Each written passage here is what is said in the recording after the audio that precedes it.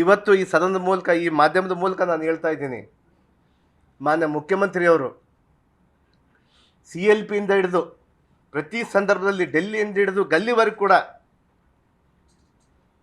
ನಾಗೇಂದ್ರ ತಪ್ಪು ಮಾಡಲಿಲ್ಲ ಅನ್ನುವಂಥ ವಿಚಾರವನ್ನು ಹೇಳಿದ್ರು. ನಮ್ಮ ವರಿಷ್ಠರ ಗಮನಕ್ಕೂ ತೆಗೆದುಕೊಂಡು ಬಂದರು. ಆದರೆ ನನ್ನಿಂದ ಸ್ವಾಮಿ, ನನ್ನಿಂದ ನಮ್ಮ ಪಕ್ಷಕ್ಕೆ ಮುಜುಗರ ಆಗಬಾರ್ದು ಅನ್ನುವಂಥ ಕೇವಲ ಒಂದು ವಿಚಾರದಿಂದ ನಾನು ಇವತ್ತು ನನ್ನ ಸ್ವಇಚ್ಛೆಯಿಂದ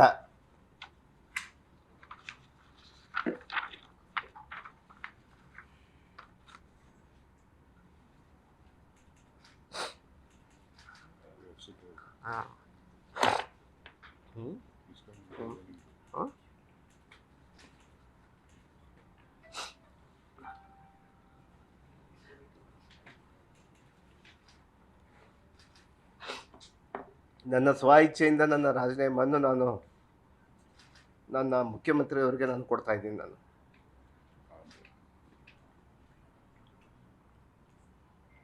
ಆದರೆ ನನಗೆ ವರಿಷ್ಠರಲ್ಲಿ ನನ್ನ ಇನ್ನೊಂದು ಮನವಿ ಇದೆ. ಇಲ್ಲೇ ವರಿಷ್ಠರಿದ್ದಾರೆ, ಇಲ್ಲಿ ಮುಖ್ಯಮಂತ್ರಿ ಹಾದಿ ಇಟ್ಕೊಂಡು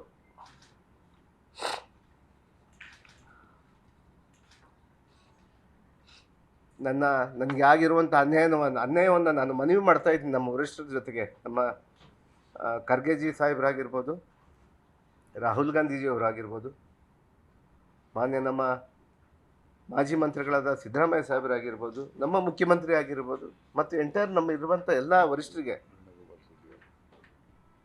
ಮುಖ್ಯವಾಗಿ ನಮ್ಮ ವೇಣುಗೋಪಾಲ್ ಸರ್ ಅವರಾಗಿರ್ಬೋದು, ಸುರ್ಜೇವಾಲಾ ನಮ್ಮ ಇನ್ಚಾರ್ಜ್ ಜನರಲ್ ಸೆಕ್ರೆಟರಿ ಆಗಿರುವಂಥ ನಮ್ಮ ಸುರ್ಜೇವಾಲಾ ಸಾಹೇಬ್ರಿಗಾಗಿರ್ಬೋದು, ಅವರಿಗೆಲ್ಲ ಕೂಡ ನಾನು ಕೈ ಜೋಡಿ ಮನವಿ ಮಾಡ್ಕೊತಾ ಇದ್ದೀನಿ.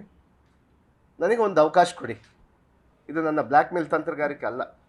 ನನಗೊಂದು ಅವಕಾಶ ಕೊಡಿ. ನಾನು ಮಂತ್ರಿ ಸ್ಥಾನಕ್ಕೆ ಅಲ್ಲ, ನನ್ನ ಶಾಸಕ ಸ್ಥಾನಕ್ಕೂ ನಾನು ತ್ಯಾಗ ಮಾಡ್ತೀನಿ.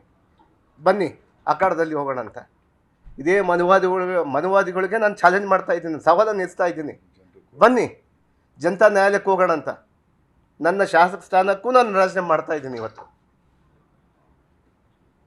ಬನ್ನಿ ತಾವು ಸೋಕಾಲ್ ಲೀಡರ್ಸ್, ಬಳ್ಳಾರಿ ಲೀಡರ್ಸ್ ಇದ್ದೀರಲ್ಲ, ನೀವು ಪಕ್ಕದಲ್ಲಿ ನಿಂತು ಆರೋಪಿಗಳು ತಾವು, ಆರೋಪದಲ್ಲಿಲ್ಲ, ಆರೋಪಿಗಳೇ ತಾವು. ತಮ್ಮ ತಂದೆ ಸೈನನ್ನು ಕೂಡ ಫೋರ್ಜರಿ ಮಾಡಿದ್ದಂಥವ್ರು.